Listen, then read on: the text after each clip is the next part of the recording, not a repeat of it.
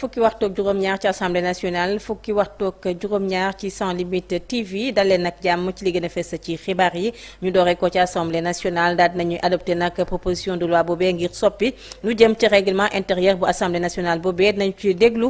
Guy Marius Sagna di honorable député réaction itam Alioune Thiam député parti démocratique sénégalais ma doon wax foofee ca Louga ñaax gouvernement bu Sénégal ngir ñu wax ak premier ministre mu daal di ñëw amal déclaration de politique générale bi nga xam ne nag ñëpp moom la ñuy daal di xaar naka noonu itam jëruñ ñu dénk wàllum communication télécommunication ak révélation yi mu def ci aide à la presse ak ñi nga xam ne dañoo yore bor bu jëm ci wàllum impôt daañu ci ñëw bu ñu noppee ci loolu nag dem ca rencontre ba amoon foofee ca primature ci teewaayu Elimani jëwriñ jeek mu daal di ubbi ab installation comité la ka tax a jóg nag mooy daal di pare li nga xam ne moom mooy anniversaire u Thiaroye 44 Birahim Seck ay kàddoom daal di koy jagleel lu jëm ci pétrole ak gaz naka lañ ko mën a def ba aar li nga xam ne itam moom mooy askan bi daañu ci ñëw atelier état civil ca Kaolack ñu daal di waxtaane lu jëm rek ci déclaration de naissance ñi rek faatu ak it ñi nga xam ne dañoo bëgg kayitu juddu loolu moo waraloon bile ndaje naka noonu itam foofee ca Thiès amical ba nekk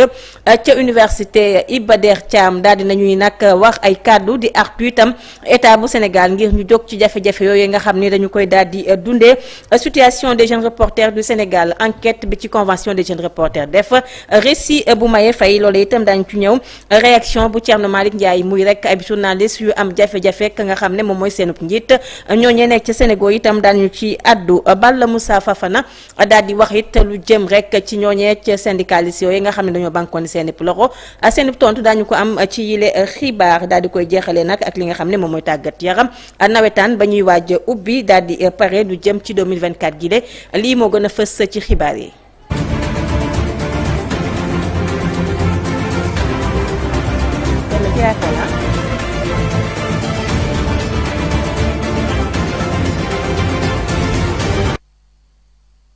national daal dinañuy adopté loi ngir soppi règlement intérieur bu assemblée nationale na ko Amadou Mame Diop waxee woon na ñenn ci député yi nag dañoo bind ab bataaxal nekk nag noppi nañu ngi andi soppite yooyu ginnaaw ba ñu sàkkoo ci premier ministre bu Sénégal mu ñëw def déclaration de politique générale Guy Marius Sagna di ab député la mu ca wax rek daal mooy loolee nag teguñu ko ci dëgg teguñu ko ci yoon te it nag defuñu ko sax ndax seen bëgg-bëgg la ñu ko defee daal dafa mel ne tiitaange dong la ñu ci àndal ndax jàpp na ne justice boo koy xeex da nga ciy teg li nga xam ne moom mooy dëgg ci plénière bi ñu amal tey jile ci àjjuma ji foofee ci assemblée nationale daal di rek coppi lu jëm ci loi organique bi nga xam ne ñu ngi ko defoon ci 2020 bu 15 mai 2022 modifié portant règlement intérieur bu assemblée nationale bu ñu sukkandikoo ci gàddu Guy Marius Sagna neen règlement intérieur boobule àndul ak jubal jubbanti ni ko njiit bu bees bi daal di xamle woon ba ci noonu itam mu daal di ne bindoon na lu toll ci ñaar fukki proposition de loi dénk ko assemblée nationale waaye dafa mel ni dañ cee tëjoon seen gët yooyu kàddu moo jógee ci Guy Marius Sagna.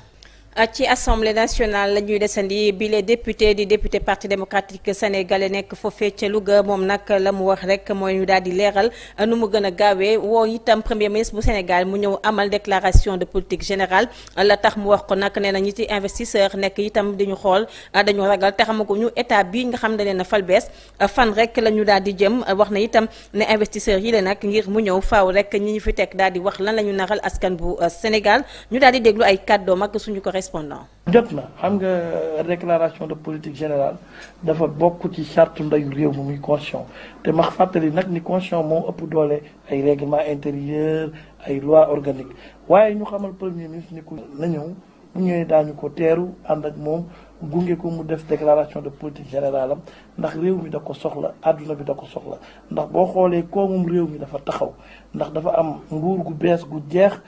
dafa am nguur gu jeex am nguur gu bees gu ñëw léegi nag ñi nga xam ne ñoo yor seeni alal ak ñi nga xam ne ñoom ñooy lëkkaloog Sénégal mooy partenaires yi il faut ñu toog déglu gouvernement bi ba xam fi ñu jëm pour ñu mën a continuer liggéey bi loolu moo war ne dëkk bi taxawandi moo tax premier ministre jàpp naa ni nag jot na si moom sëkk itam mu ñëw nag def déclaration de politique générale. nga Sénégal dëkkin bi dafa rafet entre jullit yi ak ñi nga xamante ni ñoom ñoo bokk dul jullit moom ñu leen di tuddee catholique jàpp naa ni loolu dañ ko doon ci suñuy maam ak suñuy baay bu ñu tollee ba fii dañ koo war a préserver moo tax daal man wax jooju su ma sañoon ñoom ñëpp ñu teg ko ci suuf wàllum nguur gi ñu teg ko ci suuf wàllum église bi ñu teg ko ci suuf ñu continuer Sénégal ba ñu xam ne moom la ñu xamoon ñun.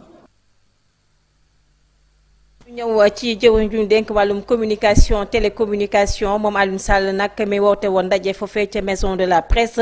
kaddu yi nga xam ne daal na ko yëkkati jagleel bi de secteur naka noonu itam lu jëm ci ñi nga xam ne dañoo ami ay bor yu ñu war a fay bokk na ci groupe Futurs Médias ma nga xam ne la mu amee toll na ci 40% ci dette fiscale topp ci RTS mi daal di am 28% ka ca topp nag mooy groupe des médias moom itam daal di am 11% naka noonu itam ñi nga xam ne doon nañu am ci lu ñu tuddee aide à la presse wala appui à la presse moom itam daal dina ci dellu siwaat moom Alioune Sall la nga xam ne nag daal dina koy wax lu jëm ci fonds d'appui à développement boobee nga xam ne dañu ko jagleel këri taskatu xibaar yi lu toll itam ci diggante 2023 lu toll ci 227 entreprises de presse 169 radios communautaires dañu jàpp ne nag ñooñee daal dinañ leen di compal ci loolu yi ñu duppee aide à la presse 2012 700 millions de francs CFA budget bi jóge ci benn milliard 400 daal di dem ci benn milliard 900 ci atum 2023 loolu nag la document bi daal di xamle waaye nag la ca doy waar mooy lu toll ci 800 millions de francs CFA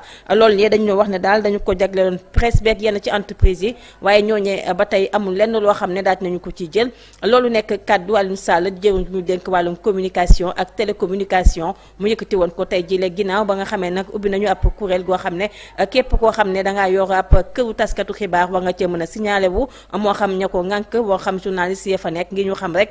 kan moom moo nekk kan. loo xam ne c'était pas important mais quand on voit sur le graphique en termes d'évolution depuis 2012 nous sommes passés quand même à 700 millions. L'État du Sénégal a consenti quand même de l'argent pour aider à la presse.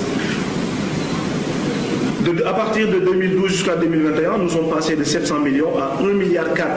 en 2021 et en 2022 pardon, et 1,9 milliard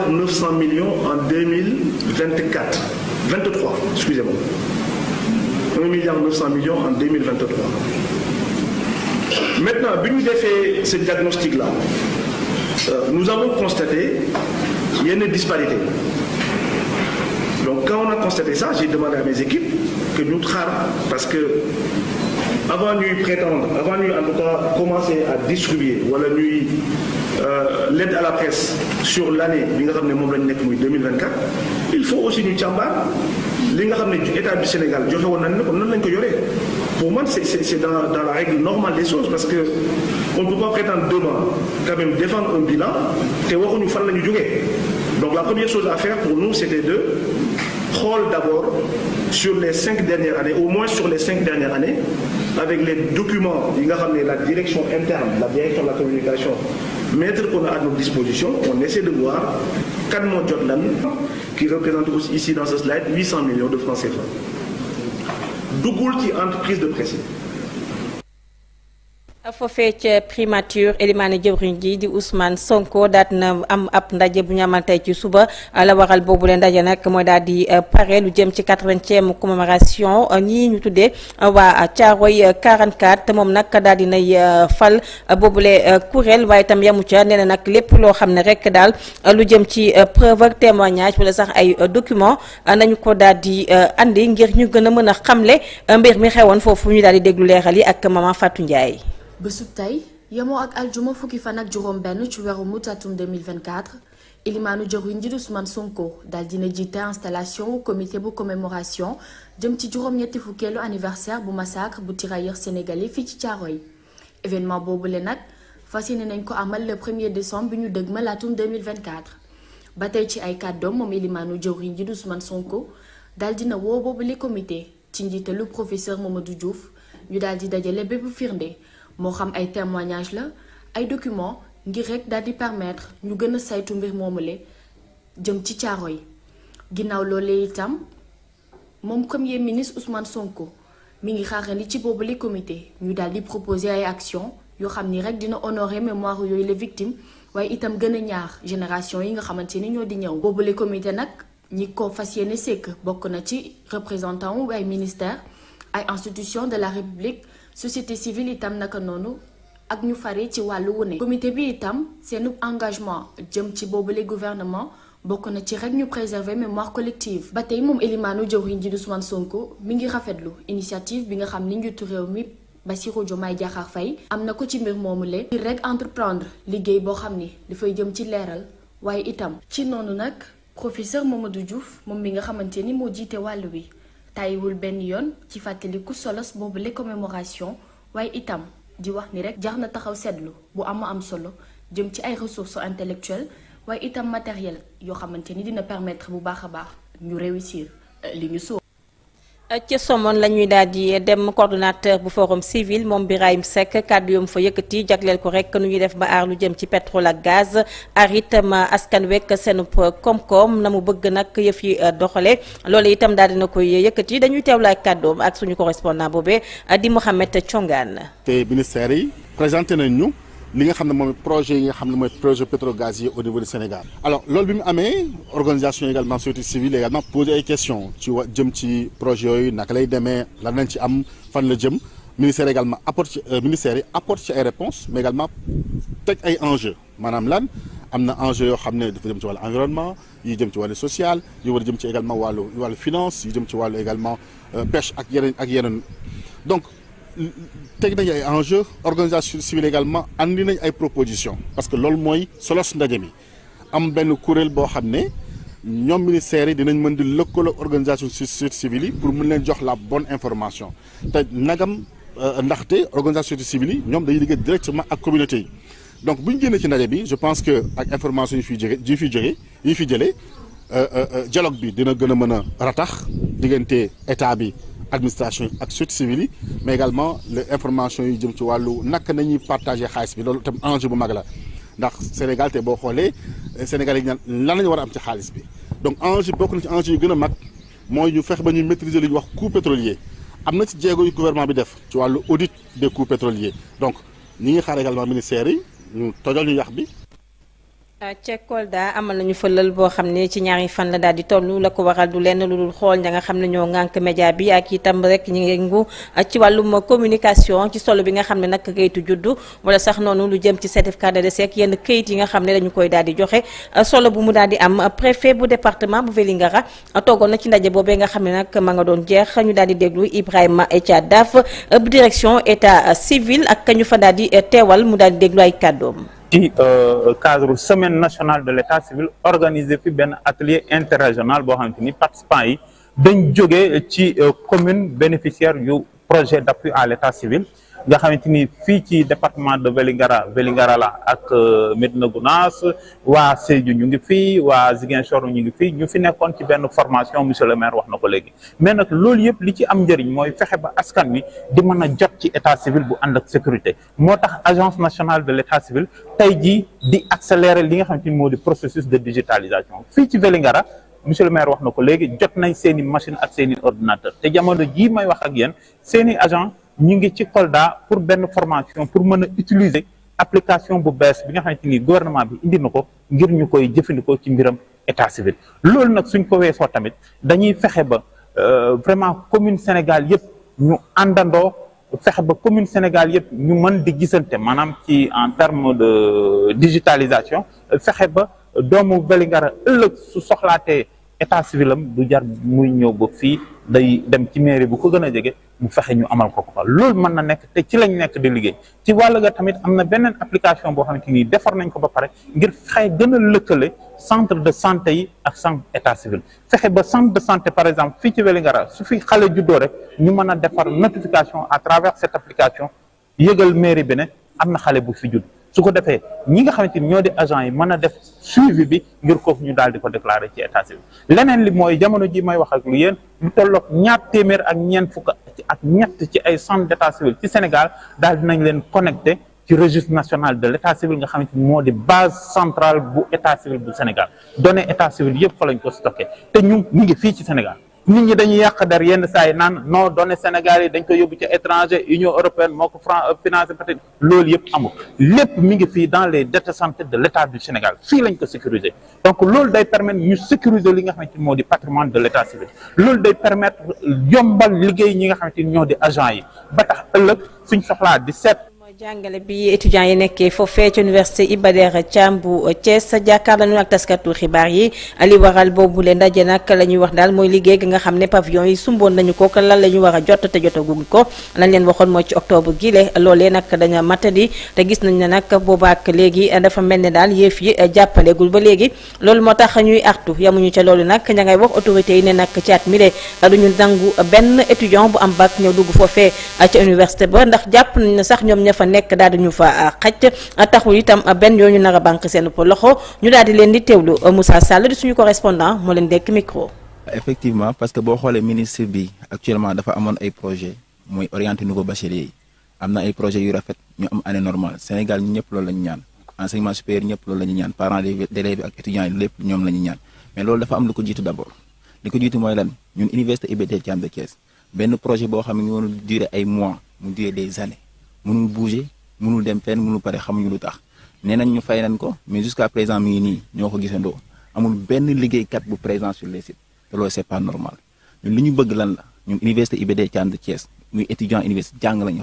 xamuñu leneen sacrifice yi suñu parents yi def bi ñu nekk xale ba léegi xaalis bi ñu daan dépense ñun pour suñu avenir la dama jàpp ni ab dëkk buñ ko waxee dëkk tey bu ñu nee dëkk ndaw yi ñoo tax te bu ñuy wax ndaw étudiants yi dañ see bokk parce que ñi nga xam ne ñoo nekk avenir u dëkk bi war a taxaw aujourd'hui pour ëllëg prendre relève bi ñoom bu leen jàppale lan la ñuy def mais da ngay ñëw université Iba Der Thiam de Thiès amul ay chambre yu doy même pas 5% des étudiants logés ñoo logé ay dëkkuwaay yu bees yo ñun xamuñu lu tax mënul pare xamuñu lu tax boobu ba léegi ma ñu jóg fii 1000 lits moo fi war a nekk 1000 lits moo fi nekk loolu sax taxul mu régler problème étudiants yi tey boo xoolee biir pavillon boo fi nekk benn chambre da nga fay fekk 13 personnes 14 amuñu salle de télé dañoo génne suñu télé génne ko si biti pour étudiants yi am fu ñu dëkk. mais loolu ministre bi gis na ko wan nañ ko wax na ko dafa jël ay engagement muy dans quelques mois il fera des efforts mais ñun bu ñu toogee am nañ patience bi xool nañ mais gisuñu benn acte bu posé wu buñ suñu xel dafay dal bu ñu gisoon tey jii ay ouvriers yu ñëw di liggéey parce que lu ñuy dund université moo metti te étudiant bi dafay dem toog biir restaurant xaar nit lekk ba pare pour mën a toog lekk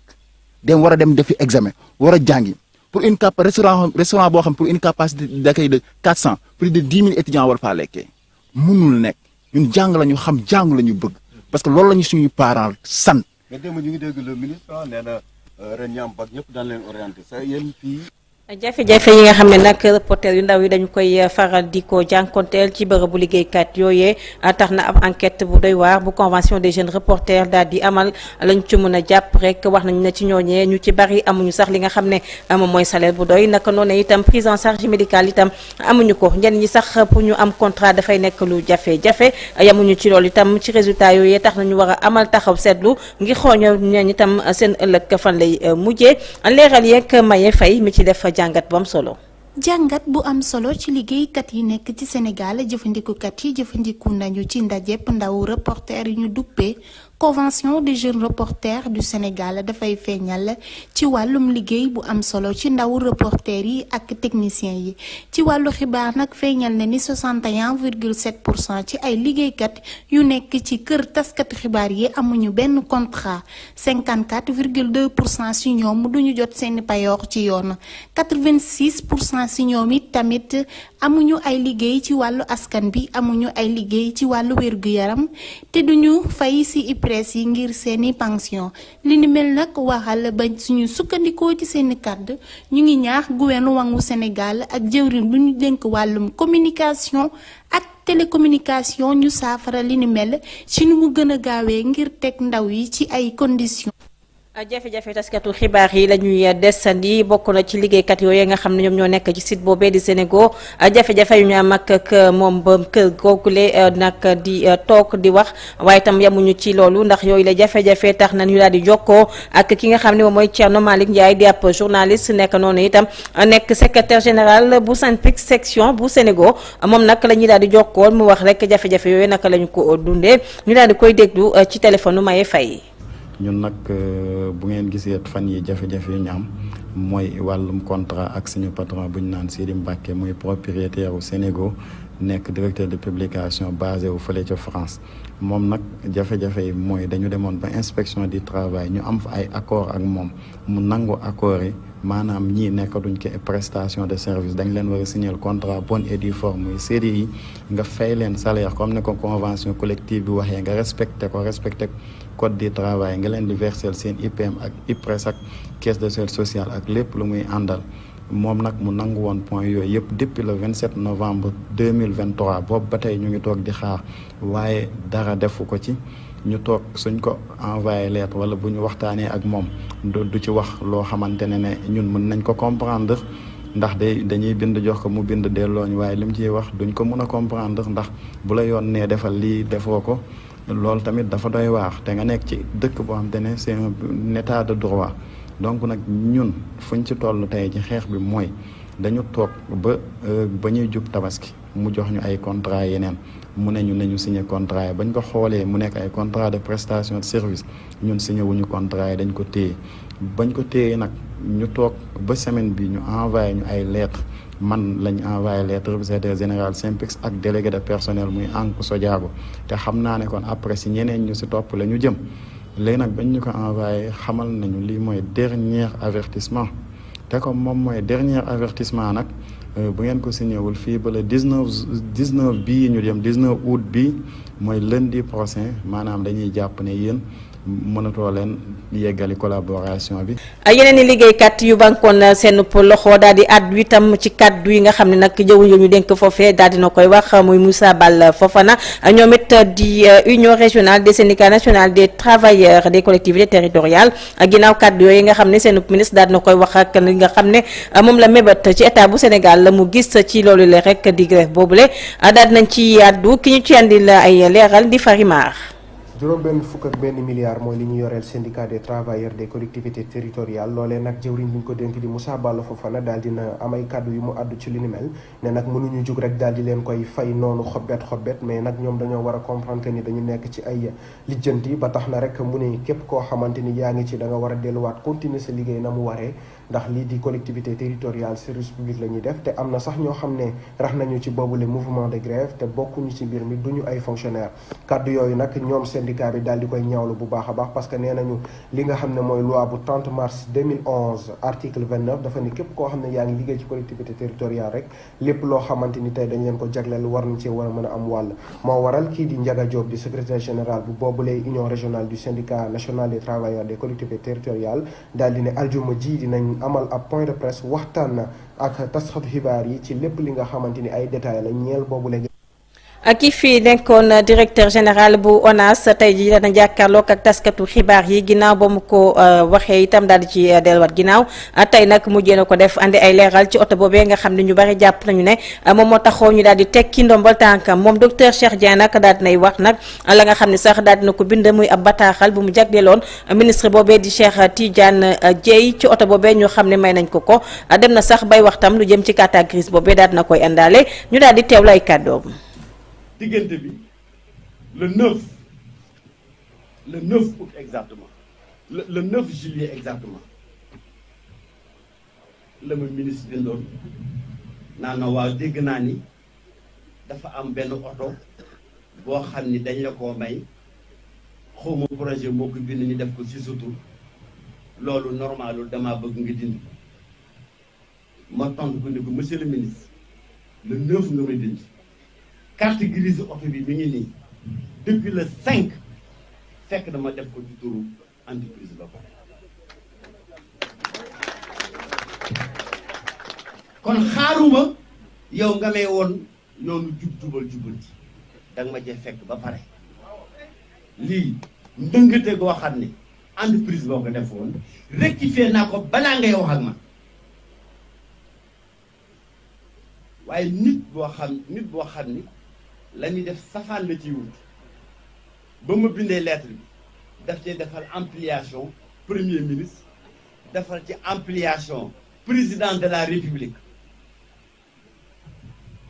ma tontu ko boole ci carte grise lettre bi ne ko ba nga may bind fekk na nekk na ci turu entreprise ba pare lettre boobu jottaliwu ko Ousmane Sonko jottaliwu ko Bassirou Diomaye Faye mun nañ xanaa foofu lañ jublu ak tàmbale. tàggat yaram lañu koy jeexalee foofee ca capitale du rail ñuy nag daal di pare lu jëm ci phase nationale 2024 muy rek ay Walidane mi nga xam ne itam war na dugg ci nawetaan yooyee ONCAV bi itam jàkkaarloo taskatu xibaar yi ñu koy waajal mu nekk nag championnat national ñu woowee ko nawetaan ñu gis ne nag Ousmane Ka secrétaire général bu ASC Walidane dëkk na ay kaddu kii di Moussa Sall. fekki fan yu néew ñu war a door phase nationale yu ONCAV ca Diourbel ASC Walidane bokk ci équipe yi war a teewal région wu Thiès ci boobule compétition nga xamante ne mooy bi gën a mag ci wàllu nawetaan équipe bu Walidane bi daanaka ñoom pare nañu ngir dem ci yooyu lay jongante même bu fekkente ni sax lépp matewul ci seen wàll teewul ni jël nañu seenub matukaay ci wàllu administratif ak sportif rawatina ci lu soxal wàllu recrutement. waaw ñoo ngi ci donc bi nawetaan commencé ba léegi ñoo ngi donc defe naa ni phase nationale commencé nañ ko donc par le match préliminaire de la Coupe du Maire malheureusement nous avons perdu ce match 2-1 mais dañoo jàppoon ne c'est un match donc de mise en jambe donc depuis lors aussi l'équipe est en train de s'étudier donc entraînement yi ñu ngi koy def de manière intense matin soir donc chaque jour 7h du matin ba 11h le soir donc de 16h30 à 18h 19h équipe bi ñu ngi entraîné donc l'ambiance est au beau fixe supporters yaa ngi ñëw on sent vraiment que donc les sympathisants ak supporters yëpp ñu ngi ginnaaw équipe bi. oui là c'est comme vous le savez donc l'argent étant le nerf de la guerre donc nous peinons actuellement à joindre les deux bouts et c'est vrai que donc nous avons revu notre budget à la baisse parce que les phases étant donc délogé donc délocalisé à Diourbel notre équipe va loger au niveau donc du département de Bambey par conséquent donc nous avons revu à la baisse le budget mais là à l'heure où je vous parle li mën a képp xibaar yi ñu sant leen bu baax gërëm leen internaute sans limite TV di gërëm bu baax a baax Maye Faye Farimar Mama Fatou Ndiaye ci njàppandal bi Penda Dia ci réalisation bi Adjuma Gajaga ci li nga xam ne nag moom mooy montage bi sant nañ leen bu baax gërëm leen internaute di leen jox dig daje ci yeneen i jotaayu xibaar di leen ñaanal ngeen fanaan jàmm.